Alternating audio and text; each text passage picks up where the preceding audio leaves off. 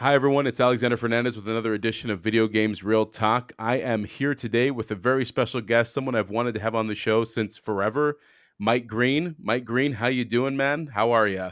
I'm doing well, Alex. It's a real pleasure to sit down with you. Good, man. Thank you for coming on here. And I think, let me go ahead and get the audience ready for this. We're going to have an intellectually stimulating conversation where you will want to break out your dictionary because there will be words utilized that you may have to look up multiple times. But that is exactly why we have super intelligent people like Mr. Green on Video Games Real Talk. So, Mike, please introduce yourself, let people know what you do and what they're about to get into. Sure. Again, my name is Mike Green. I'm the chief strategist and senior portfolio manager for a firm called Simplify Asset Management. We are an ETF provider that launched in September of last year. An ETF is an investment vehicle. Most people are familiar with them in one form or another, but it's like a mutual fund that can be traded as a single ticker intraday on the stock market.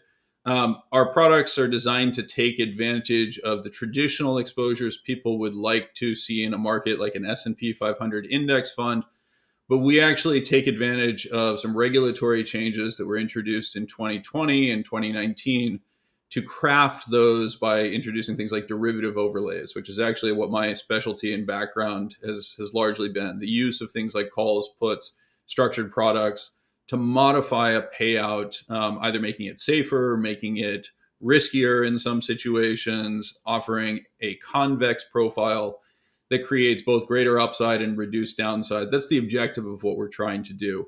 Our products are largely targeted at registered investment advisors. The goal is to provide tools that they can use to facilitate their clients' investments. You and I know each other because of my more traditional background, which has been in the hedge fund space. I know you had Raoul Paul on recently. I've developed a bit of a public profile, particularly through the growth of his platform on Real Vision. My background prior to Simplify has been in the hedge fund space, and I'm another, similar to what Raoul described himself as a global macro investor. My background has been based on investing across markets, again, particular focus in derivatives across equities, interest rates, currencies, et cetera, and playing effectively that giant video game that Raoul, I think, described quite eloquently, right? Where you're constantly trying to figure out what the next boss level challenge that you're facing is. My particular approach is actually similar to people who hack games. It's basically figuring out what the rules and strategies are and ways to exploit them by identifying what other players are going to be forced to do. And so part of the reason I think that you and I have such a fun conversation every time we sit down and talk is because it takes on that strategic game development model, right? What are the aspects of gameplay? What are the components of gameplay that we can actually make predictions about what's going to happen and what's going to develop? Part of that I would actually argue comes out of a long background in programming. So before I became an investor, I actually grew up in Silicon Valley. My mom worked on the first patents for Atari and then Genentech and others. I was given a computer when I was 10 years old and told that I couldn't have video games unless I programmed them myself. And so I learned how to write video games, developed, an expertise to the extent, a 10 to 15-year-old can have that in things like programming in assembly language, because we used to have limited amounts of memory, et cetera. Sprite graphics, stuff like that. And then transitioned to more of a focus in business and built a software company in the 1990s that was focused around the tools of valuation. Sold that in 1999 and then transitioned into the asset management space. And that kind of in a long-winded way, brings us up to the current. Well, I mean, this is fascinating. I had no idea that you had actually built a software company, but it now makes completely sense. You're a systems designer. No Yeah. wonder. But that's exactly why we get. I mean, this is brilliant. And you know what? For everyone out there, yet again, another example of how video games informs people's lives, and they make them quite successful in the end. So, I mean, Mike, you've done an incredible job. And one of the things that I absolutely just love listening to you about is how you blend history, logic, prediction, macro investment into basically a thesis that really defines an outlook towards the world. And I think that anyone who follows you and listens to your stuff can appreciate just how much analysis you do and you put into things, which is one of the reasons why I wanted you to have on the show. As you said, we've had Raul here, we've had tons of video games people on the show talking about this future that's coming that blends metaverse, blockchain, cryptocurrency, NFTs in this alphabet soup of new economy, new GDP. But this sounds very spectacular. And if I look at your Twitter feed, I can see that you may not buy into all of it. And that's exactly what I want to talk about today. What is your take on what is happening, and why do you feel about it? And why do you feel that way? So tell me, what is the, not the contrarian, but yeah, the other side of the argument? Why is this a horrible idea that's going to fail? Well, so I actually want to emphasize that I don't think when we talk about why is it a horrible idea and why is this going to fail, I just want to emphasize that I actually don't think I think very few things are horrible ideas. And I actually would broadly argue that I'm probably much more optimistic than most people about the long term success and the innovations that are occurring in things like the metaverse, the gaming world, et cetera, right? In the simplest form, similar to the way that chip stacks have gone from single dimension, two dimensional to now three dimensional, and the linkages across those packaging technologies created the ability to expand capabilities. I would argue that the metaverse is basically taking something that has historically been in relatively finite quantities, land, and is taking each pixel on that map and expanding the value associated with it, right? So similar to early days of the internet, where people did things like the World Wide Web, where they did pixel advertising, where there's $1 million page where every pixel sold for X amount, sort of thing, right? And behind that was effectively another layer. You guys are building the technology to create an engaging environment that encourages people to think across, the fourth dimension is time, but let's argue a fifth dimension in virtual space, taking any physical location and expanding the actual quote unquote land associated with it, right? The theory of the value of land actually goes back to economics, under what's called the Georgist philosophy, that it's effectively the old adage, buy land, they're not making any more of it. That's always been a stupid way of thinking about it, right? And I use stupid with the ultimate pejorative dynamic. We build land all the time, right? That's what a skyscraper is. A skyscraper is additional land being built on top of valuable land. Once the value of that land crosses over a certain amount, you want to actually expand it in that location. The value of that location becomes the primary dynamic. And so I very much see that within the metaverse. And I very much see that within things like NFTs, et cetera, that you are creating components of actual ownership and scarcity that encourage people to develop along these frameworks. The concerns that you've heard me express, though, are more along the dynamics of the system design and the rules of the system that are being placed in, right? So if you are a system designer, the single most important thing to consider is, one, what is the constraint of the system? What are the limitations that exist within a system, right? So in the early days when I was programming on, very pre-VGA type screens, you would often substitute text-based graphics where you were effectively just modifying the actual ASCII characters to create a visual of a rocket ship or something like that, as compared to the actual graphics, which were very difficult. We didn't have graphic processing units at the time.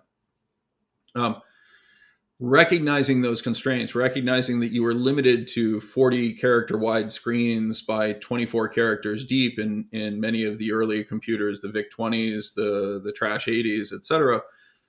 You need to understand those constraints. You need to build a game that is compelling within that.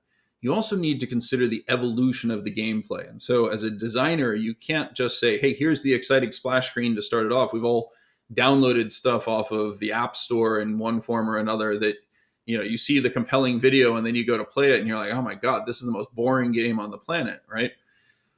That dynamic of thinking through the development of the system is where I have most of my concerns around a lot of the behavior that exists in things like Bitcoin in particular. And so anyone who is bored out of their mind and goes from this podcast to search for other commentary that I've made around stuff, will find that I am bearish on Bitcoin in particular.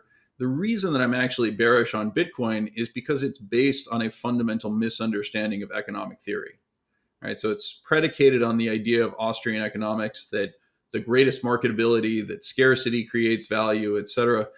these are all things that, like most um, narratives, there is an element of truth to them, right? As a prehistoric or pre-science people, we believed that the sun transited across the sky, drawn behind a chariot, a golden chariot, with a sun god behind it, right? Did we have any evidence for that? No, we didn't. We actually posited, hey, this is a potential system that worked. We introduced supernatural dynamics to it. A lot of the way that people think about economics is that there is, actual truth, right? That we know these things.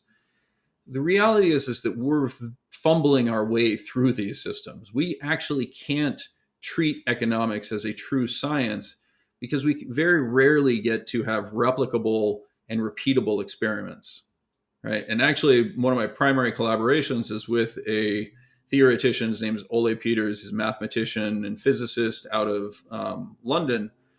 And Ole's work is actually built around the idea that economics has a very fundamental misunderstanding at its base level, right? The idea of expected utility, or the idea that a system can be modeled in what's referred to as a Monte Carlo simulation, right? Where you run repeated simulations to get a sense for how something works. That's actually built on a very flawed understanding of the world that we inhabit. And so this is one of these things that I think gamers in particular can fall into this trap, because it's very easy to hit the reset button and try it again, right? And so you get to do the boss level over and over and over again. And so you try strategies that you might not otherwise try because you get to live again. A system that's referred to as ergodic versus non-ergodic. I just want to emphasize what this actually means. These words that you're going to have to look up, as you said at the start, right? So an ergodic system is one in which the time series average is the same as the ensemble average. The easiest way to think about that is rolling dice. If one person rolls a dice 1,000 times, or 1,000 people roll a dice one time, you're going to get almost identical distributions of outcomes. But if one person invests over 1,000 years versus 1,000 people investing over 1 year, you're going to get radically different distributions of outcomes, right? So the first system, an ergodic system, the time series average equals the ensemble average. A non-ergodic system is one where the time series average potentially bears no resemblance whatsoever to the ensemble average. And most of the theories of economics that we have are predicated on this idea that an ergodic system is what we're ultimately working with, that we can run simulations, that we can say, hey, it only matters what happens in the aggregate. And that's just not true. You would play video games very differently if you had to put quarters in them as compared to if you get to hit the reset button. Right. And again, I grew up in an era of arcades. I think you probably skirted that on its edge. Your behavior was very different when you're paying 25 cents, which was basically, all the money your mom gave you at that time. I mean, it mattered. That's that moment of time. I mean, that's real money into the system. Correct. Absolutely. Right. So that would be a great example of where you see my objections to this, because by and large, people are treating these dynamics and these systems that we're trying to adopt as if they don't have real world consequences, as if we can hit the reset button. And I fundamentally think that's a wrong view. Okay, so this is good, because is the issue the fact that it was the way it was designed, that it gives all these freedoms, this idea of freedom? I mean, libertarians love Bitcoin. I mean, it's this idea of freedom. It's no one can control it. It's ran by the machines. The consequences are real because people are exchanging real value for perceived value. I mean, but then we can argue if that's not how money works anyway, but let's just take a step back. But in that argument of the fact that it was designed based on a flawed way of thinking, it sounds like basically people don't want to accept the fact, in what I understand from you, that the flaws that are inherent to the system will create disastrous outcomes just based on the fact that, well, people, they're not playing it like it has consequence, because they seem to think that it's just going to keep going up. They don't seem to think that this could actually go down, or even worse, that it can be manipulated. And so the question I have is like, at least when I read your arguments, at least when the nice marks on Twitter, are that people have this pure blind faith of no, it's pure, it's real, you know, it's literally the deity that created it wants it this way versus it's made by man, it's probably going to break. Is that the issue, or is it even more fundamentally different from that for you? You're close enough that I think we can actually work from that. And I think you used a very important phrase. It's made by man, therefore it can break, right? Yeah, I'm not implying that there's a supernatural force behind the US dollar or anything else. I want to emphasize yeah, that systems of forgiveness mhm, emerged over the last 500 years that did not exist in the past. There's within libertarianism, there's actually a remarkably retributionist streak, right? It's, well, the consequences of your outcomes, or of your situation in life is a function of the choices that you made, right? That tends to be the underlying philosophy behind libertarianism. Now, anyone who has played a video game knows that there are actually situations in which adverse outcomes can occur that have nothing to do with you. We call those glitches in game design, right? You could play the game, you could play it beautifully, and the designer screwed something up yeah. that means you can't progress past a certain level, Very true. right? That Hardware makes it failure. into the reviews of the game, and people Hmm. ultimately say, well, I'm not going to play this game because there's an error that prevents me from doing this. Now, you can patch that, right? If you're a thoughtful game designer, you can get out there and patch it. Or you could adopt an attitude that says, well, screw you telling me my system's not perfect. My system is perfect. You just don't know what you're doing. The Bitcoin mantra is pretty much that second one. Have fun staying poor. Not gonna make it, right? And it's designed to actually trigger that lizard brain, the amygdala component of our brain. Because at the end of the day, we're social creatures. We live in a world where exclusion from the tribe historically meant that you would die, right? I mean, like when we think about the dynamics of what excommunication from the Catholic Church means, right? Like we can Absolutely. laugh about that today. Oh my gosh, I got excommunicated from the Catholic Church. Who the hell cares? Right? Well, what that meant was that you were not going to make it, right? Nobody was allowed to interact with you. Nobody could rent a home to you. Nobody could sell you a house. Your business was incapable of functioning. You were effectively a persona non grata, right? That meant something very different in an environment in which that threat actually meant something. It meant that if you were not part of the social tribe, you were likely to die. Even more extreme if we go back to a cave model, right? You didn't necessarily have to kill somebody, you just expelled them from the tribe. We see this with chimpanzees or lions or any number of other mammals that have social aspects to them. Excommunication equals death. And so when you say So to at that somebody, point, have fun staying poor, or you're not going to make it unless you buy into this system, that's designed to appeal to that very basic survival instinct and is extraordinarily manipulative. And you should be very cautious when people are marketing to you under that angle because that's what they're doing. it's fascinating because you really just you laid out the entire thing about systems. When people say code is law, what they're saying is that there's no humanity behind this. It's literally 0 and 1. It's binary.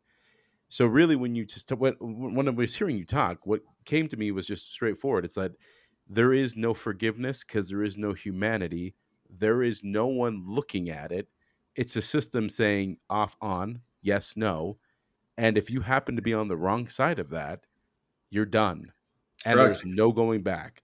So the unforgiveness, or what effectively is the serious ramifications of loss that can happen. And we can argue that it happens in a financial system, except our system still is interpreted by people, and people have emotions. They're rational and irrational, but they can see past the rule to interpret what the outcome should have been or could potentially be. Yet in a system like Bitcoin, no, It's binary. it's Correct. binary. 100%. So okay, so this is the thing. So I think this is fascinating because like I would have never. I mean, honestly, when I think about it, it's like that's a very it's a logical response to the lack of emotions and sentiment, but it makes complete sense because in the end of the day, like you're saying, your community, which is what matters in the end, which is the reason why all of this exists, communal living. Would you say then basically the issue with Bitcoin is that it creates almost a selfishness? It almost propagates selfishness, winner takes all type of attitude at that point in time. If in the end of the day the system is 0 and 1, I win, you I lose. think that is you are now coming back to the core error that sits at the center of it. Because if you play through the Bitcoin game, the incentive to hodl, to effectively not contribute to the system, to not take risks in the system, ultimately lead to the gameplay devolving to a single individual owning all Bitcoin in existence and having tremendous incentives to behave in ways that are deleterious to the other market participants. That's the exact opposite of what an economy actually is, right? And this is where that very fundamental misunderstanding sits. An economy is not a function of me taking from you or you taking from me. An economy is me doing favors for you and you doing favors for me. Right now, we exchange tokens that we call money to encourage and facilitate those exchanges, right? So that we don't have elements of time preference, et cetera. But the flexibility of a monetary system that allows a Federal Reserve or a government to print additional currency is actually founded on this basis of forgiveness, right? It allows people to take risk, accumulate resources from other people, try to deploy them in a novel way. And if it fails, it doesn't create permanent damage. It actually creates temporary damage. That's what that's why things like personal bankruptcy, limited liability corporations, et cetera, were such extraordinary innovations. They facilitated risk taking in our society in a way that hadn't existed previously. Now, what people correctly look at the system today, and they'll identify things like the Cantillon effect, et cetera, those who are in a position to influence the system have remarkable advantages, right? Whether that is direct access to policymakers, whether that is lobbying, we're discovering in crypto just how cheap it is to buy lawmakers in many situations, right? So, Kristen Siama has just been called out for basically flipping on blockchain technology and crypto dynamics for the princely sum of $30,000, right? Like, it's extraordinary how cheaply people can be bought. That's a system of corruptness that is absolutely worth objecting to. But to focus on destroying the system to correct the abuses of the system and introducing a system that has absolute lack of forgiveness, even the Catholic Church sold indulgences, right? Now, we will all look at indulgences or confession and say, well, those are systems that led to abuses of the system. We probably should have never had it.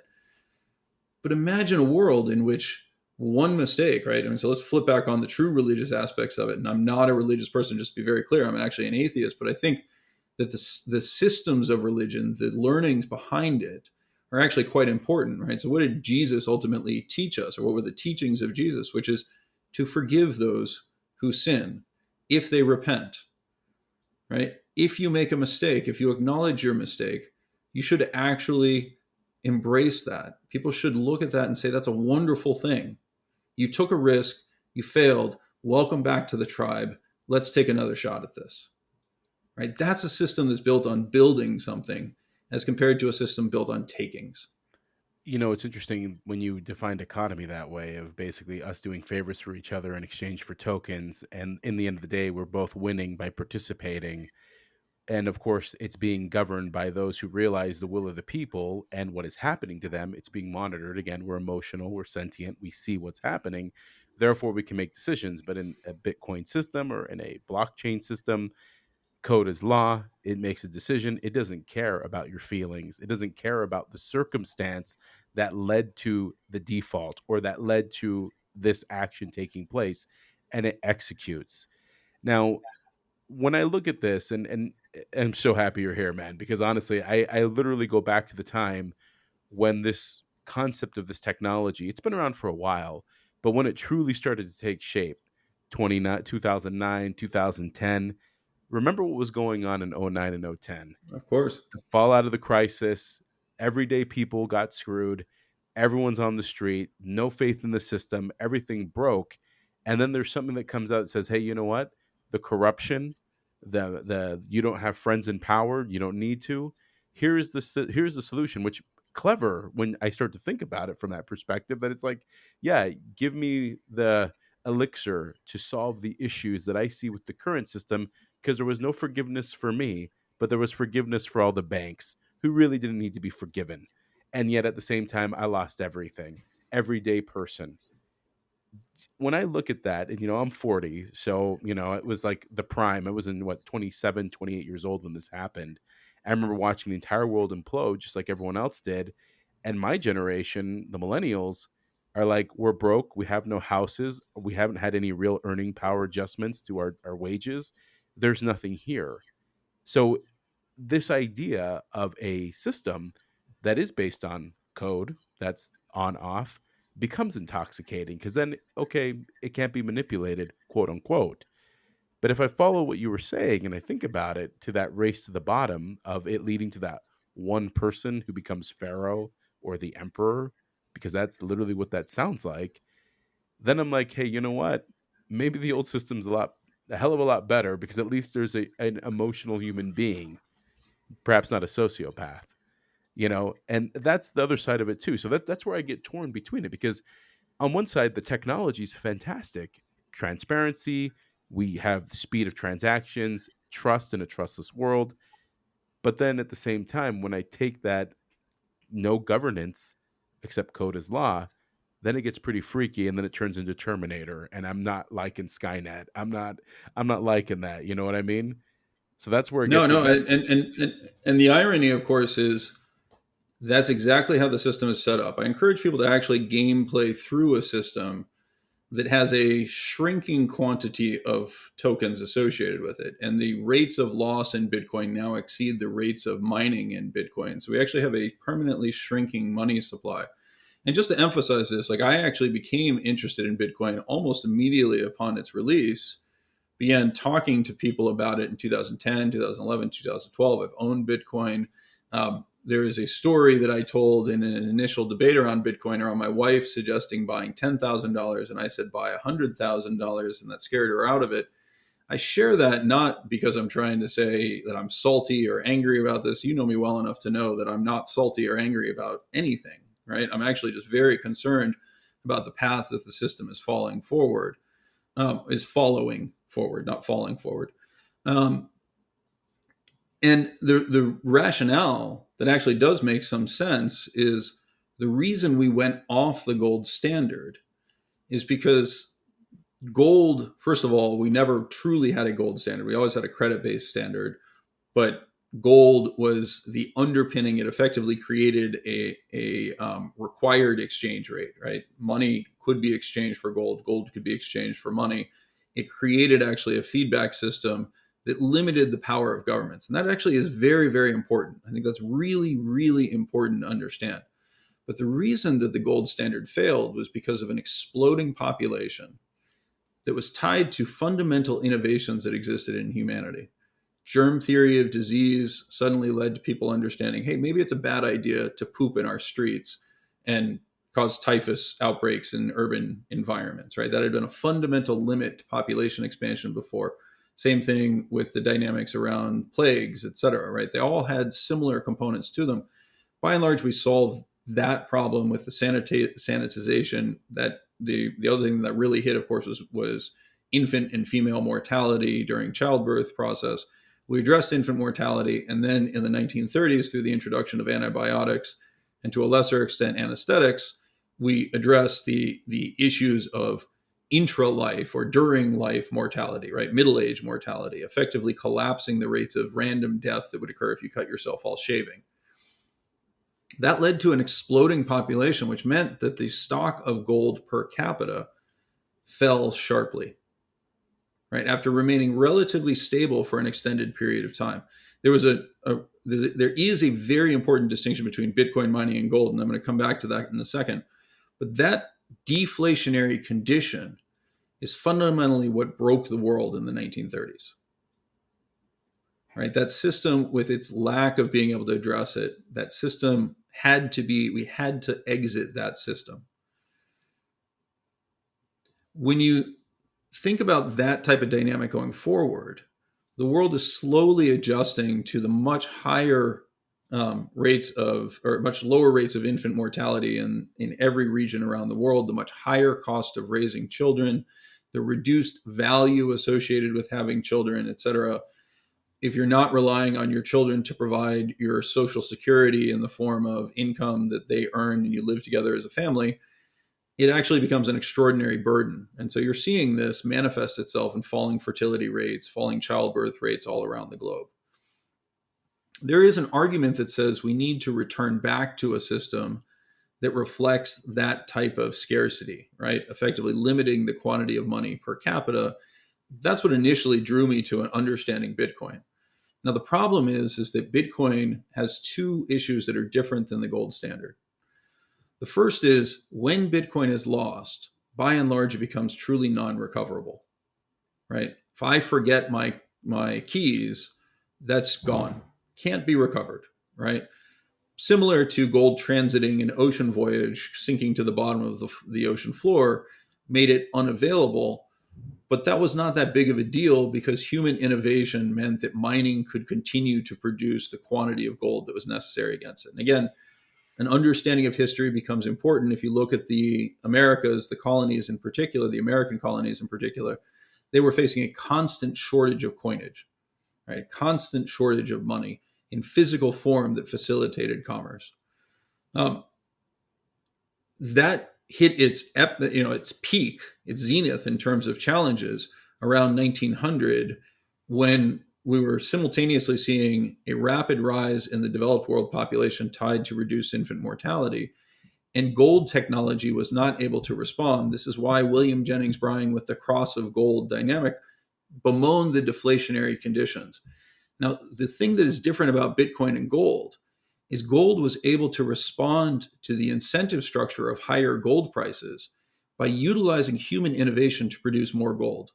The cyanide process was introduced roughly around 1900 that suddenly allowed far greater recoveries of gold from things like the mining tailings, the existing mine operations, et cetera, and increased the quantity of gold that was available, forestalling for a brief period the worst components of the deflationary conditions that existed, right? Bitcoin has no such mechanism, right? It's actually, again, code is law. We will never increase the supply. And that actually creates permanent deflationary conditions, which many of the advocates in the system will say, well, that's wonderful. That means if I hold my money, I have increased purchasing power. But that discourages risk taking. It discourages me encouraging people to do innovative favors for me today. It incentivizes me to refuse to engage in the system and simply hold what I have. That's not building. Yeah, and in that standpoint, basically, at that point, there's no innovation. People become rent seekers. They effectively become landlords. They're Bingo. holding, You and just nailed it. That is yeah, exactly the system as it is designed to play out. And who is marketing it to you? The existing landholders. no, and so okay, and this is I mean, in brilliant. all seriousness, the No, no, difference, you're why right. is Greenland called Greenland? Because Eric the Red wanted to market it to people, right? Yeah, Come to this green, wonderful place, right? Now, admittedly, it was slightly better then than it is today. We can get into the global warming dynamics if we want to, but the broader point is people are always trying to sell you something. I'm yeah, trying to sell you something, right? I'm trying to sell a vision of the future that for me is hopeful. I don't necessarily have a monetary interest in it, but I do have three children. And yeah, again, you and I know each other personally, you know how absolutely, important that is to me. big I time. look at a world as it plays out under Bitcoin, and I don't want them in that world. Do you believe then, because like you said, that cyanide comes in to help the gold process? Do you not think there'll be that moment in time where someone says, you know what, I, you know, you're right. We need to have a moment that basically makes us there. And maybe it's the side chains, maybe it's these altcoins. Do you think those could be the answer to that? Or is it just fundamentally broken because in the end, the scarcity idea, the fact that it gets destroyed, the fact that there will never be more just makes it irrelevant? I mean, is there? I know you're a hopeful person, so let me ask: is there hope that it can be fixed? I do not think that Bitcoin is redeemable, right? The incentive structure that exists for those who currently hold the 18.6 million of the 21 million coins that have been mined, more accurately, the 14.4 million from that 18.6 that continue to exist and have not been lost in one form or another. Their incentive structure today is to drive the price higher and maximize their wealth. I think there is very little consideration of the fact that the Bitcoin universe has what's referred to as a Gini coefficient, a level of inequality that is far worse than any system that has ever existed in the world. Right? It's a system that is so deeply unequal that it's disastrous. Right? And just like a revolution in the United States, or more accurately, the American colonies, the former British colonies, was required to force those who were in power to recognize the need to change. Ultimately, I think that system has to break, right? And the incentives, exactly as we saw with nobility in the 17th and 18th century, is to say, screw you. The reality of what happened over the last 500 years, and this is the thing that scares me most, right? So, this is where I am most pessimistic, is I'm not at all convinced that we have the capability of expressing that forgiveness because we largely lack the threat of going elsewhere.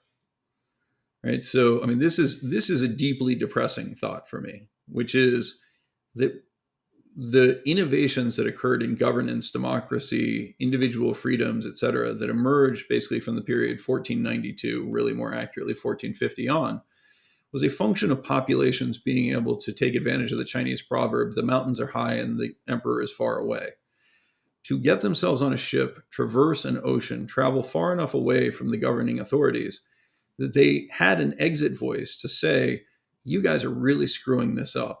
I'm checking out of the system. I'm going to go build something else. Right. And it was very unfortunate for Native Americans that that occurred, but the Western world broadly benefited from it. And, that is what it is. It stinks in some ways and it's awesome in others. But the reality is that no longer exists. And what you hear, certainly sitting in my seat more than anything else, is people increasingly saying, well, where are you going to go? Again, that's where I get hopeful in your world. Yeah. Because what you're actually creating is the surplus, the additional land, the places to go that potentially raise humanity to a next level, right? Separate us in some ways from the physical limits that we have and move us further in that direction. My fear is that we're doing so under a code is law, a programmer's framework, a sense of arrogance about our perfection as system designers that is going to lead to very unfortunate outcomes. No, and I think you're absolutely right to have those fears. I mean, as someone who basically works in video games and deals with all types of system designers, and let's be clear, whether you're an engineer, an artist, or in between, there is a perfectionism. There's always an arrogance in creation, irrespective if you paint it or you program it or you design it. And it has to be tempered. As you were talking, this idea that where else are you going to go? Well, where we're going is the metaverse. Mm-hmm. So let's lay out a vision for the metaverse because clearly we have to go somewhere. And, if we're to believe basically Meta, Facebook, whatever they want to be called, there's the utilitarian version of the metaverse. Then there's basically the free running, it's anything version of the metaverse. But as an economist, as a historian, as someone who's looked at systems, what do you believe can help us construct a fairer, greater metaverse with an economy that would actually continue the greatness of humanity? Because in the end, that's the streak that I get from you is that there's this desire for the human being to succeed and to improve. What would you guide us on to make sure that we can build this, at least not utopia, but that it doesn't become a dystopian hellhole? What do you think we need to do? Well, I think that's actually part of the point that I'm making at the very beginning when I highlight the dynamic of actually understanding the economics, right? Because when you if you go back and you read the history of what actually happened when you first brought people over to the United States, for example, the Massachusetts Bay Company attempted to come over as a religious entity that engaged in communitarianism, right? The idea that everybody basically got what they needed, and there was nobody really responsible for their own production. They failed miserably. People starved to death. The productivity of the economy was terrible until you actually established dynamics of ownership and gave people the opportunity to differentiate themselves, et cetera. But that didn't happen immediately, right? And it didn't happen in a code as law framework. There were systems that were designed to allow that feedback. And you see that in video game design, right? I mean, good video game companies and designers pay an incredible amount of attention to the reviews and the hacks and everything else that's going on because they're interested in understanding the edge cases that develop in their world, right? They're very focused on that. They want those feedback systems. The beauty of democracy or a Republican system is that you actually have elected representatives that are supposed to pay attention to what you say. And so I would encourage people to actually return to those principles, to return to the principles of forgiveness, self-actualization, experimentation, robustness, to use the term that Nassim Taleb coins in terms of financial markets. How do we create systems that have feedback loops that are positive in their construction? Right? That's the genius of a John Locke or of a Rousseau or of a Montesquieu, right? They had the luxury of thinking through these systems. Did they think through them perfectly? John Stuart Mill, et cetera? No, of course they didn't. David Hume, right? I mean, these are brilliant, brilliant thinkers operating within the regime of the limitations of human capability, operating from the 18th century and the 16th century. But you can actually bring that forward to today and say, well, we've created momentary surplus that largely insulates particularly our elites from their extreme actions. But are those actually the guiding principles under which we want to construct worlds? I don't think that's true. No, I totally feel you on that. And this is the thing when I hear you, what do you think about DAOs? How do you feel about that? Where basically there's governance tokens where everyone basically owns in what they're building, almost like a commune in a way. I mean, is that something to take into this? I mean, they're becoming popular. We're seeing that spreading around, but how do you feel about that as a source of, say, one form of economy within this new world, this new universe that we're creating? So a DAO is basically an unregistered corporation, right? In its simplest form, and It's a guild. it's Yeah. yes, but even within guilds, I mean, one of the things that's really important to remember is that the decision to participate, the locality, the shared common objectives that existed within guilds had pros and cons. And it is in guilds that we actually see the origins of the corporation, right? The limited liability corporation came out of guild like constructions, charters that were granted to entities that had the capability of doing certain things, were basically granted a license by the centralized authority to do something. A DAO is effectively doing that in the same way, but exacerbates the agency component in a lot of ways, right? Because I've raised money for the DAO, there's people who are actively involved in the output and operation of it. And we have not yet gotten through the process of reconciling that what's referred to as the agency issue of management, right? Have we encountered situations where DAOs have been engaged in behavior that the population, the broader holdings of DAOs, don't agree with, don't want, don't appreciate, um, where we effectively are able to restructure that management in an effective way? I just think they're untested in that framework. I don't see any problem with them from a legal structure. I think one of the big issues, and DAOs are a perfect example of a response within an organization. We have way too much regulatory and licensing dynamics, right? If I want to become a hair cutter, it's not enough for me to become a hair cutter, right? I can't just get a pair of scissors and a razor and a shaver of one form and offer somebody the opportunity to come to my house to get haircuts, right? Theoretically, I could excel into that framework. Instead, I need to attend certification process, and I need to do 800 hours of training, and these are silly. It's ridiculous. We know this, right? The process of licensing, and if you've ever had a business that has failed, shutting down a business is actually remarkably challenging, right? So DAOs are growing in response to that, and I think that's actually great. But in terms of their ultimate impact, again, going back to the code is law type framework, we have a lot of unanswered questions. And we're just so early in this process that making any prediction about it is really difficult. But broadly speaking, I think DAOs reflect an increasing reality that companies or organizations of individuals increasingly operate across borders. They operate across space and across physical time, right? In a way, their communications are largely electronic and therefore not limited to a particular physical location or time zone that has, linkages to the traditional corporate structure. So I'd be very surprised if we didn't see them continue to flourish.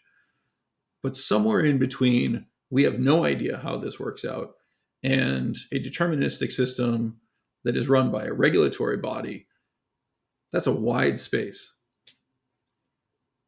So when you think about the nation state, because this is always what comes to mind to me, is like, oh, it's great. We're living this, the fifth dimension, which great. We're doing all these things, but our corporeal beings live within borders. And Yep. those borders have rules, and those rules are different, as we've seen. There's, especially with the great power battle that's happening around us. Yes. How do you see that influencing the metaverse and vice versa? And, we can't have this conversation without us talking about China. Yeah. So you have the Yeah. US version, you have China, and the rest of the world. How do you Yeah. see this playing out? Um, uh,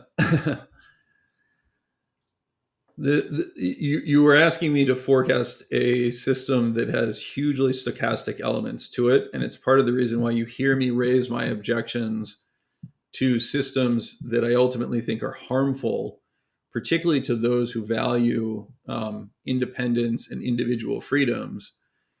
My biggest fear about China is not actually China, because I fundamentally think that China is a failed entity. I think the obvious evidence for that is the collapse in birth rates that they've experienced, the fact that people don't emigrate into China, they try to get out of China, right? And so again, this goes back to components of an economy and how to properly think about it. When you use phrases like GDP, recognize that you're making assumptions around what is economic activity, what is not economic activity. And so I just want to reframe that for a second before we move on, right?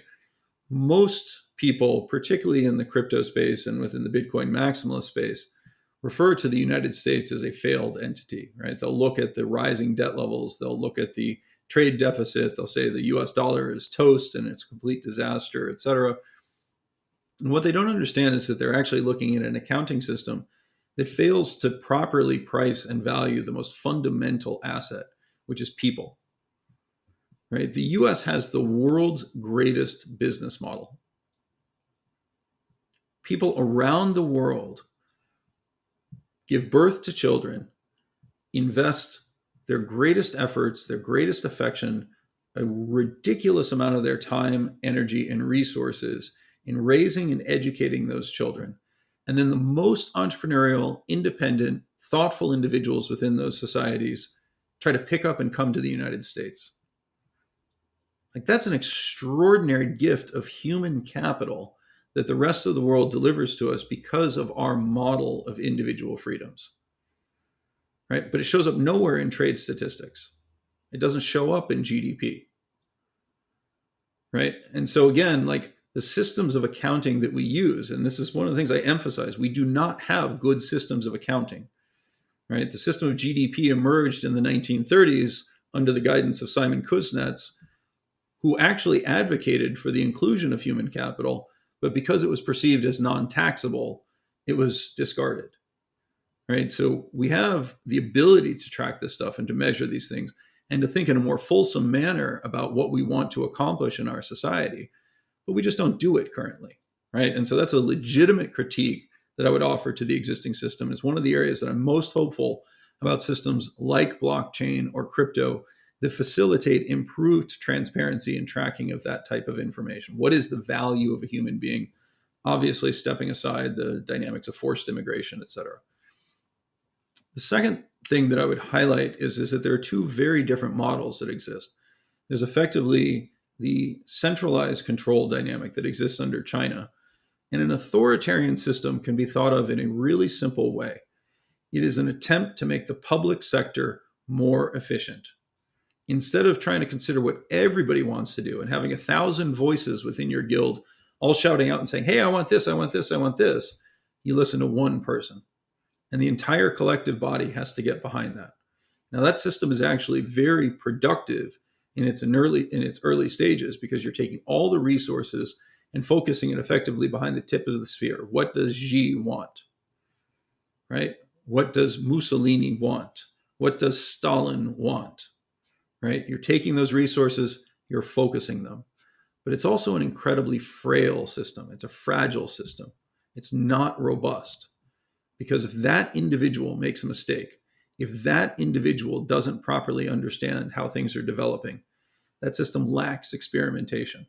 That's what entrepreneurship is all about. That's what those systems of forgiveness are all about, is encouraging experimentation in an almost evolutionary framework that says, hey, try a whole bunch of stuff. Some's going to work, some's not. Right? Now, that's inherently inefficient, and we're constantly drawn to try to make it more efficient by establishing systems of control and focusing it behind that sphere. The biggest risk that we face in the West is overreacting to China's momentary burst of efficiency in the authoritarian sector and changing our strategies so that they reflect theirs, being reactionary instead of embracing the strength that's created within our system.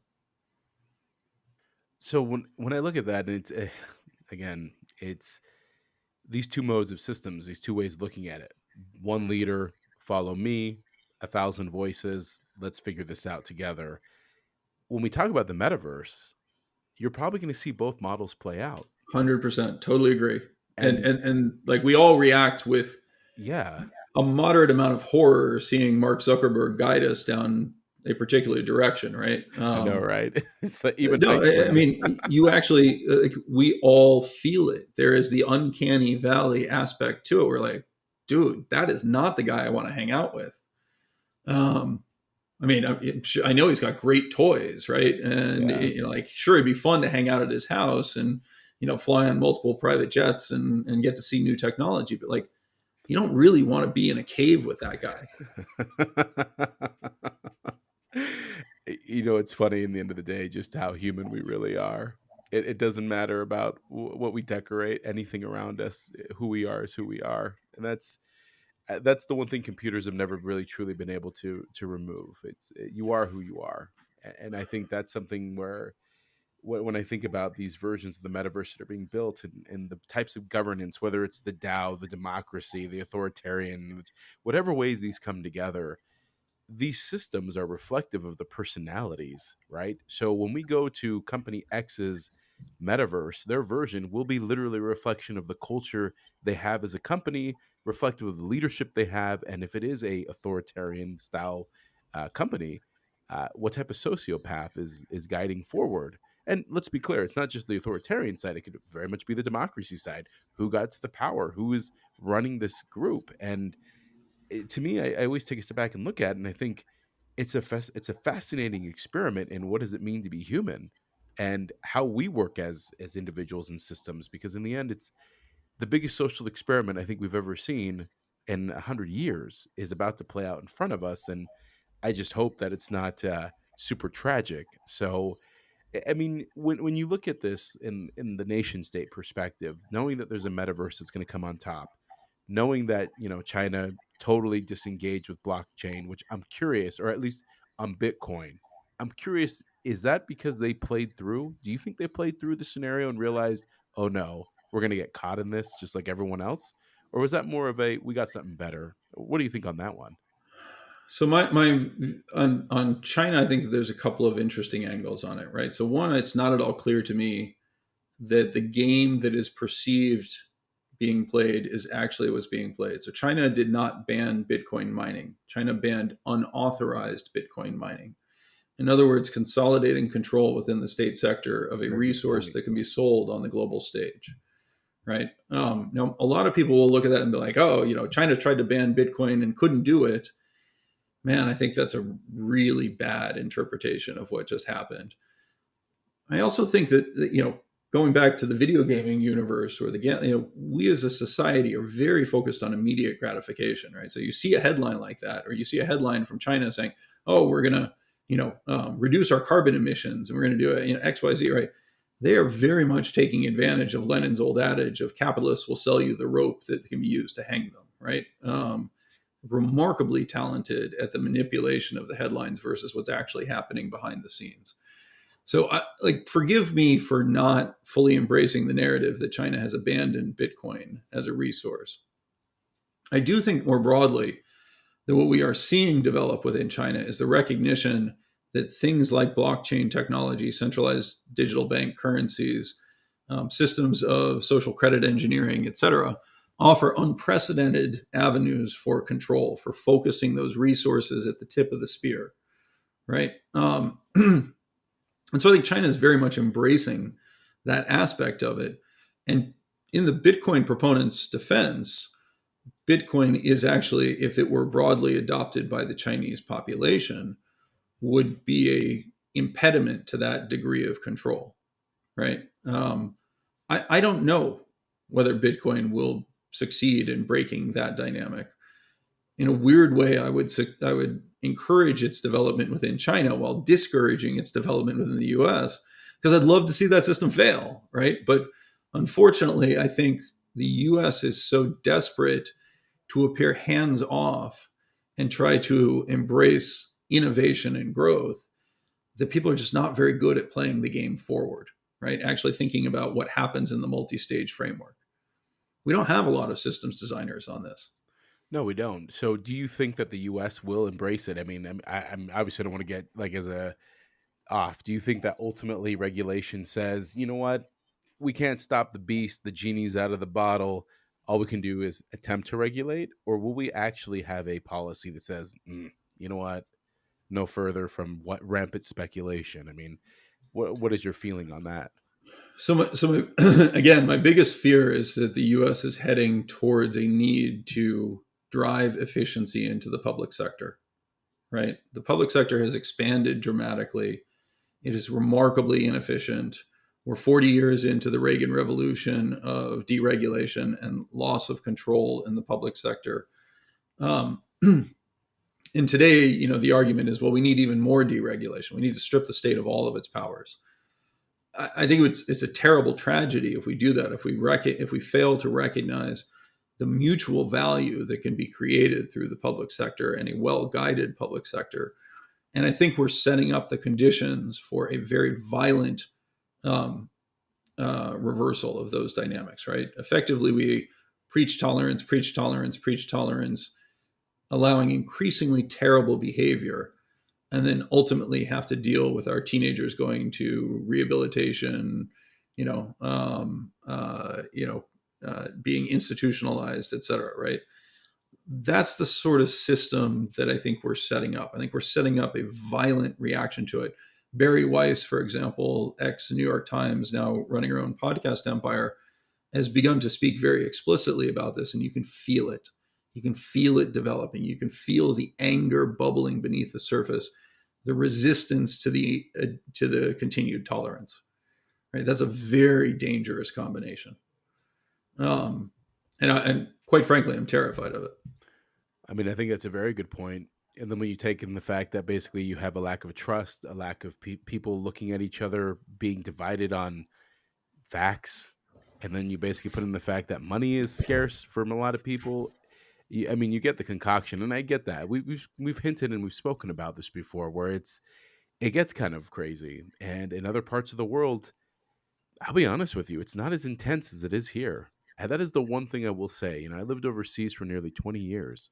Come back here, you feel the weight, you feel the intensity of the American system, and that's just something that I don't know how we let that pressure out in a way that doesn't turn into like an exploding crock pot, because it just feels intense. Uh, And maybe the metaverse will do it. I don't know. Maybe us going into this other realm will at least give us something to decompress from. I don't know. I mean, yeah, It's a super valid point, and I would this was one of the reasons why I would argue that the social experiment that we're engaged in is actually not the first one in 100 years. It's the first true experiment we're facing in 500 years, where we've now exhausted the physical land component.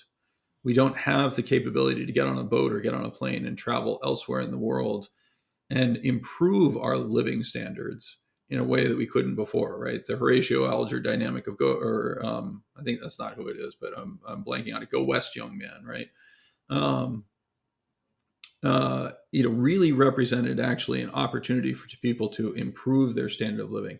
Immigrants coming to the United States from most regions around the world instantaneously, simply by virtue of geographical relocation, change their earning stream and their cash flow stream and their individual freedom stream, at least historically. If you were to go back to the 19th century, if you came over from Europe into the United States, you instantaneously jumped your standard of living by between 30 and 300%, depending on where you were coming from. Right? That's an extraordinary resource that we've now lost. And so, exactly that point of does the metaverse effectively create a release valve that gives people the ability to have hope? Like that is what you're seeing, but there's nothing more damaging than false hope that is then dashed.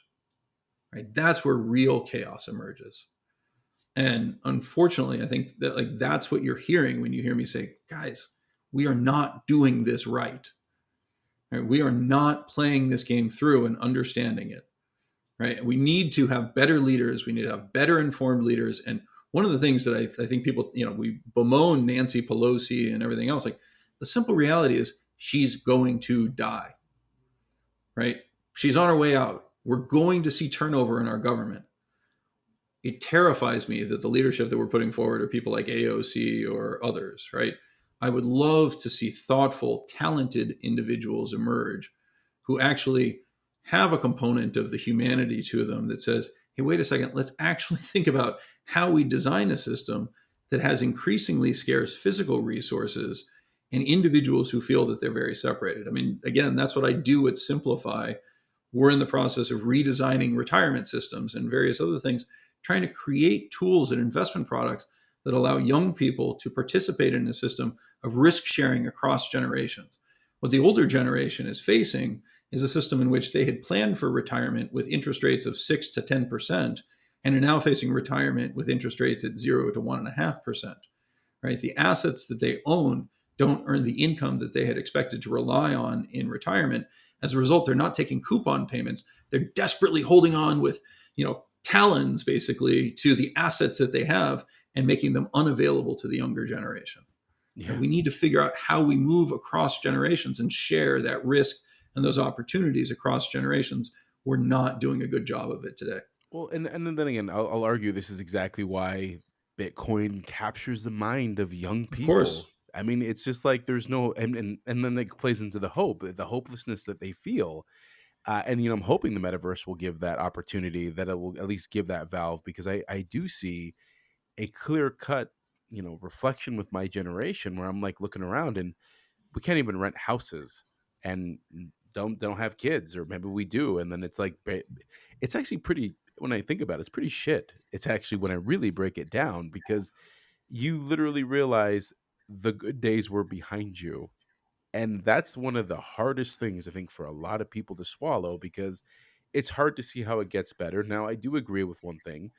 It's great that there's going to be a leadership change, that by nature will take care of effectively the old timers who are just going to hopefully retire or find their way going wherever they need to be, and that there will be a generation of leaders that come in here. But yes, there'll be those who are non-system designers. We hopefully will get some system designers, and hopefully we don't get sociopaths, but I'm sure we'll get a mix of them all. And if there's one thing that basically I think that gives me some hope in this, is that we do know how crappy things can be.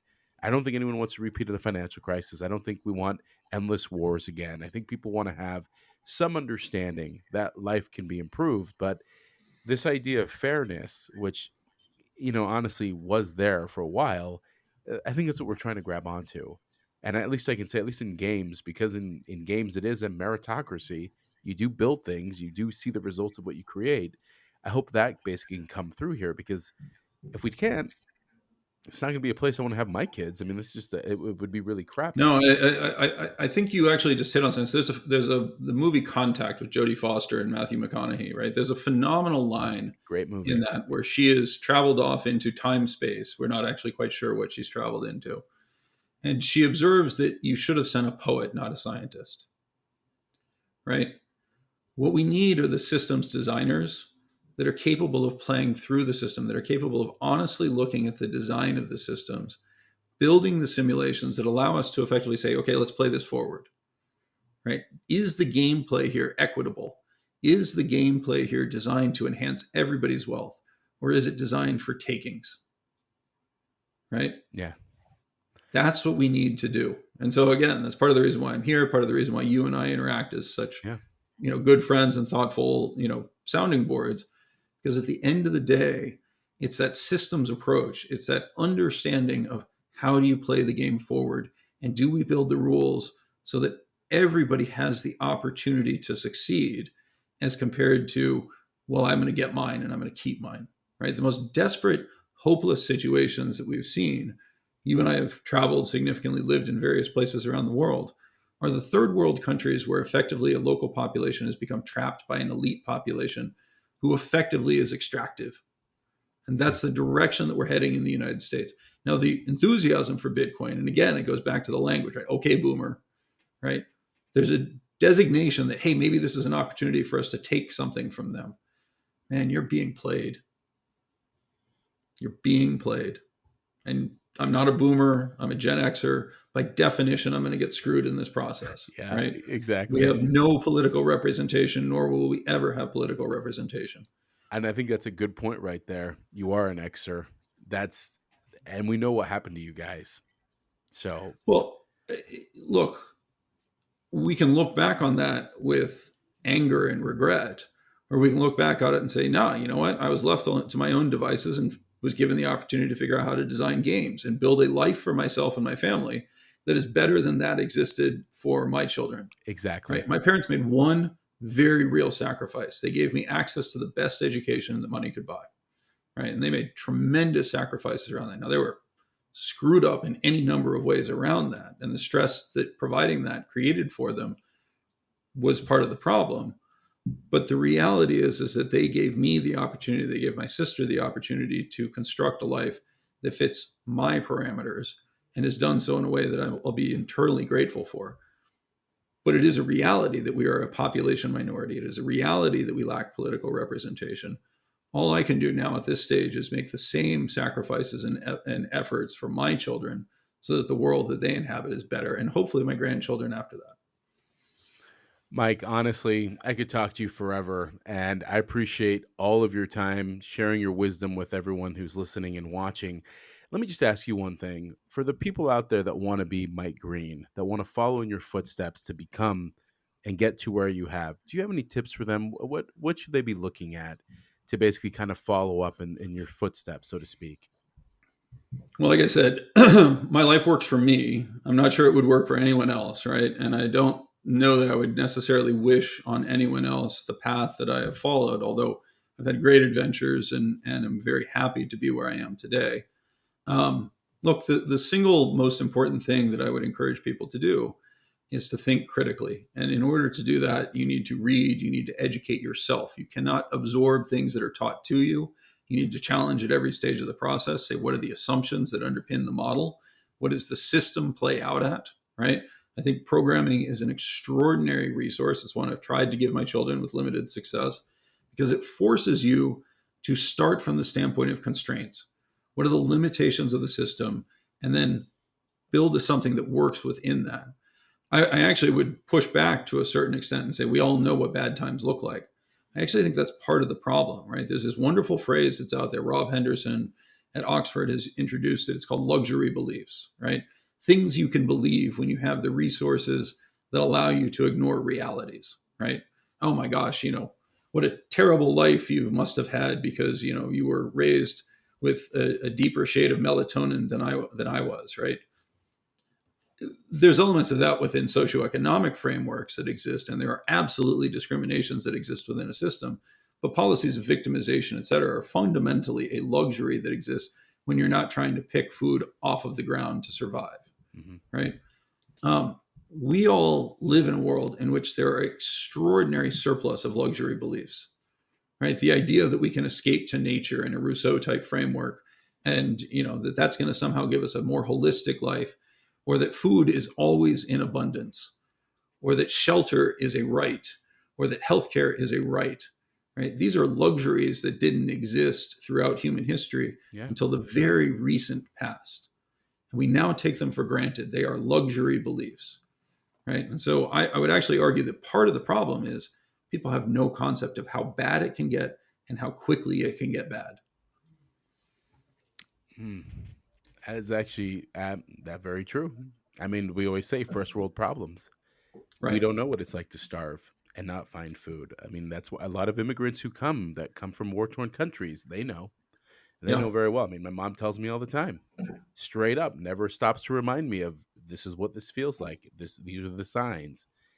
And when you grow up with people like that, you appreciate everything, because everything that, what, this better than nothing. Everything is compared to nothing or -10. It's like it's not in there. So that's a very good point. I think that's on that standpoint, actually, the books that you think for critical thinking, if there were 3 books for people to read, what would they be? Oh boy. All right. So just full disclosure, somebody did an inventory of the books in my house. I've got over 3,500 books in my house. So picking out 3 is going to be really, really hard. For the young person, let's put it that way. Yeah. Well, for the not too young person, I would encourage, there's a Bible-sized book by Eric Beinhocker called The Origin of Wealth. It's an introduction to systems thinking. It's an introduction to the concept of what economic wealth and creation actually are tied to. To me, it is very much a go-to book. The second book, and you can choose whichever one you want, but read a religious text. Don't study it. Don't pretend it's the truth. Read the Bible. I personally have read the Bible, I believe, 30 times, right? I'm not religious. I'm an atheist. I've read the Quran. I've read, various books on Taoism, et cetera, right? I've not actually read the fundamental teachings of Confucianism and Buddhism. But the reality is you need to understand that these are instruction manuals for how you're supposed to live a life without many of the luxuries that you have today, right? And the last book, geez.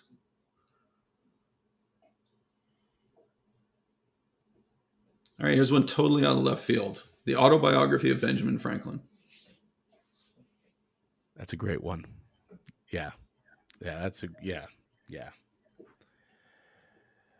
Man, seriously, awesome conversation. And again, thank you for coming on here.